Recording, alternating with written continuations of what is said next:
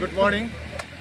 आज हामी central joint action कमिटीको म प्रेसिडेन्ट लगायत यहाँ आज हाम्रो आरटिओ साहब दिलीप शर्मा सर साथसाथै जे सिरिजका चिफ एडभाइजर साहब अनि अन्य जे सिरिजका चालक दाजुभाइहरू एक्जिक्युटिभ बडिज अनि हामी सेन्ट्रल जोइन्ट एक्सन कमिटीको एक्जिक्युटिभ बडीहरू आज यो रिच पार्कमा आएका छौँ, किनकि आज यो मक ड्रिल हुँदैछ। अल सिक्किममै हुँदैछ, सबै जग्गा अफिसदेखि लिएर सबै जग्गा हुँदैछ र त्यही कारणले हामीलाई पनि उहाँहरूले बोलाउनु भएको थियो र त्यसमा हामी आयौँ र हामी पनि यसमा शिरकत गर्न आइपुगेछौँ। यसमा हामी जोइन गरेर कोअर्डिनेट गर्न आइपुगेछौँ र यो प्रोग्रामलाई सफल बनाउनका लागि हामी आरटिओ साहबसँग हामी अहिले छौँ र उहाँको आदेशअनुसार अब अगाडि के गर्नुपर्ने हो उहाँले बताउनुहुन्छ र हामी पनि उहाँले जस्तो जस्तो गाइड गर्नुहुन्छ त्यही मुताबिक हामी पनि गर्नेवाला छौँ।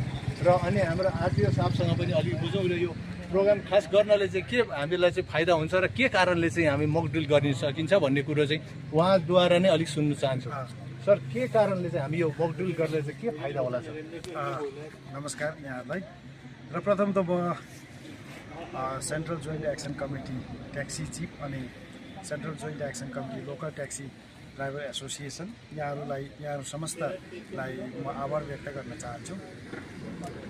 उहाँहरूले आज हामीले एउटा मोक एक्सर्साइज हो र आपदामा हामीले कसरी रियाक्ट गर्नुपर्ने एउटा एसोसिएसनको हेड भएपछि हाम्रो जिम्मेवारी के हुन्छ र आपदामा परेका व्यक्तिहरूलाई कसरी हामीले रेस्क्यु गर्न सक्छौँ र त्यसको एउटा प्रोटोकल छ। त्यो प्रोटोकलको आधारमा कसरी हामी पनि सम्मिलित हुने यो कुराहरूलाई जान्नको निम्ति आज मोक एक्सर्साइजमा हामी सबै भेला भएका छौँ र हामीले यहाँ धेरै बुझ्यौँ। यहाँ स्टेजिङ एरियामा आज आएर हामीले हाम्रो संसाधनहरू पनि ल्याएर गाडीहरू पनि ल्याएर यहाँ राखेका छौँ र यस्तो आपदामा हामीले कसरी रियाक्ट गर्नु यो विषयमा हामीले आज धेरै जानकारी दियौँ र उहाँहरूले यसरी पार्टिसिपेट गरिदिनु भएकोमा म विभागको तर्फबाट यहाँलाई आभार व्यक्त गर्न चाहन्छु।